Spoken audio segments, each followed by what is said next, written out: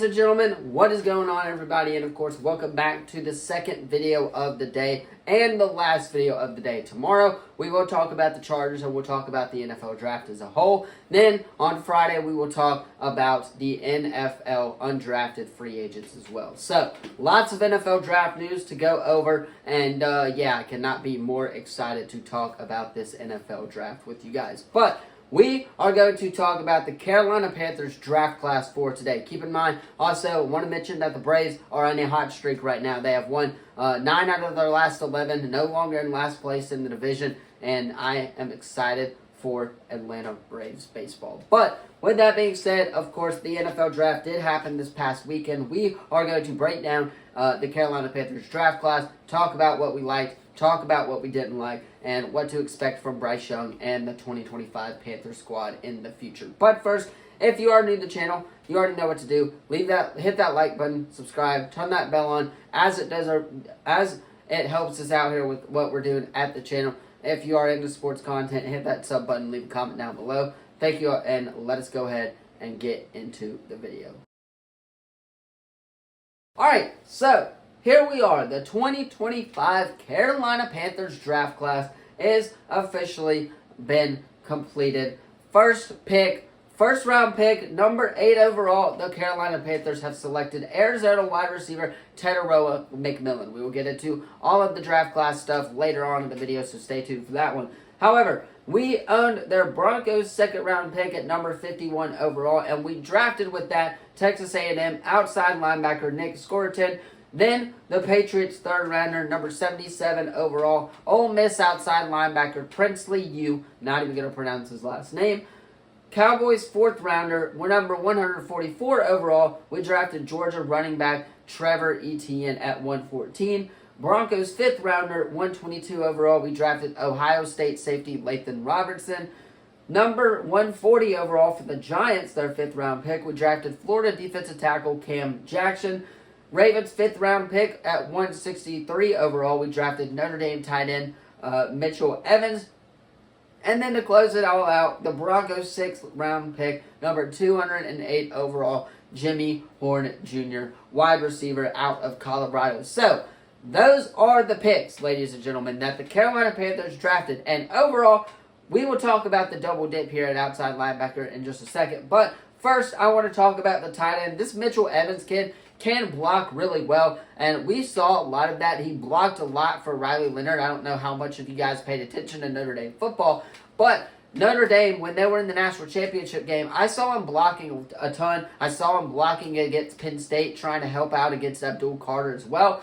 I saw a lot of that, and I think he has what it takes to be, somewhat of a protector for Bryce Young in there as well. Obviously, we have Tommy Tremble. Obviously, we have Brooks as well, the running back out of Texas. But we also have another tight end in there to help us out as well. But Mitchell Evans, just him being really big, can help us out and help Bryce Young out a lot when it comes to picking up blocks off that left or right side, whichever side he's lined up on. So I'm very glad that we got him, and he could be a really good playmaker for us as well. Now, what I like as well, what I don't like, is that Trevor Etienne pick. It was a position that we really didn't need to fill. We have 3 really good running backs, and Jonathan Brooks, who's coming back, or trying to come back from an ACL injury. We also have Rico Dowell, and we have Chuba Hubbard, who we just signed to a 4-year deal as well. So, I'm not really sure what we are thinking drafting Trevor Etienne, especially that early at 114.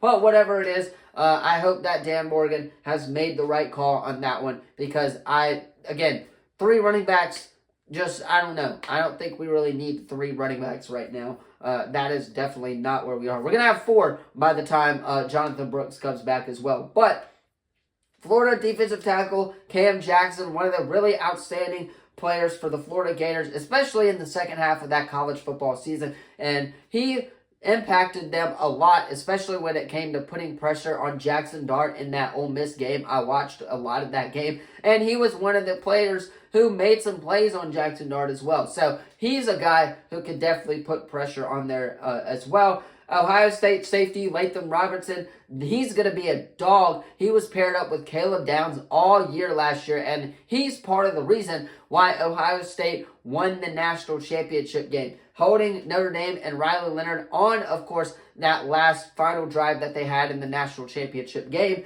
And he is a dog. Him and Caleb Downs played really well together, working in that 1-2 punch combo right there. But I really like this pick, Latham Robertson. I know a lot of Carolina Panthers fans do not like this pick, but me, I really, really like this pick, and I cannot wait to see what he does as well. But we will talk about the double dip wide receivers here in a second. However, I want to talk first about the linebacker double dip, where we got Texas A&M Nick Skirton and Ole Miss linebacker Princely U. Two SEC edge rushers. Dan Morgan definitely has a type when it comes to the defense. They did mainly focus on defense in this draft. However, we will talk about what they did do as well on offensive side of the ball here in a second.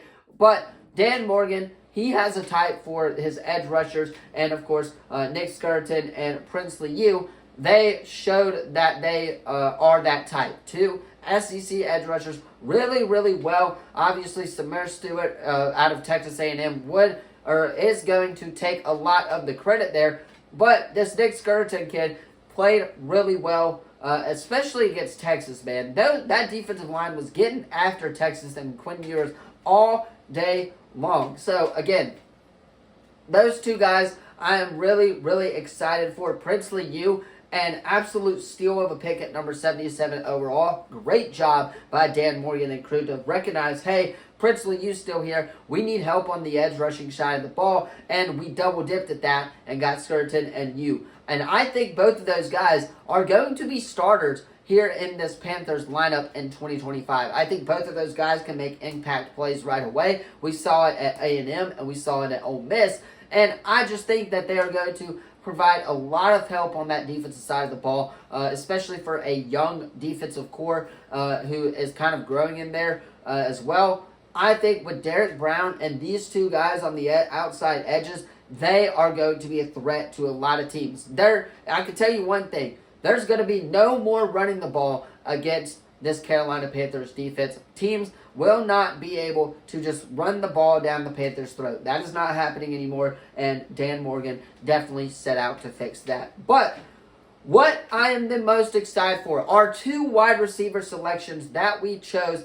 Arizona wide receiver Teteroa McMillan with the number 8 overall pick, but another one in the number 208 overall pick, Colorado wide receiver Jimmy Horn Jr. Yes, this guy, absolute stud. Obviously, Travis Hunter is going to take a little bit of the spotlight as well, him playing both sides of the ball. But Jimmy Horn Jr. was an absolute beast of a demon for Shedeur Sanders this past year at Colorado. I remember one game where he caught a touchdown in the end zone and made it look super easy. I can't remember which game it was, but I do remember seeing that. I cannot wait to see this kid in a Carolina Panthers uniform. However, Teteroa McMillan, the 6'4" wide receiver, absolute steal, absolutely needed this for Bryce Young. Xavier Legette, Hunter Renfrow now, Jimmy Horn Jr., those three guys, including Teteroa McMillan, Bryce Young has no more excuses. It is time to put your head down and go to work in 2025. And this year will be the year that the Carolina Panthers finally make the playoffs and win the NFC South. Yes, you heard it here on April 30th at 1:36 p.m. The Carolina Panthers will win the NFC South and make the NFL playoffs. Anyway, that is going to be all for today's video. Let me know what you thought of it in the comments down below. Let me know what you think about my crazy hypothetical that the Carolina Panthers make the playoffs in 2025. Leave a like, subscribe, turn that bell on as we do our best to post on this channel every single day and are trying to get back into that routine of posting videos every single day. Thank you all so much for watching. Again, like, subscribe, turn that bell on, and as always, I will see you in the next video. Peace.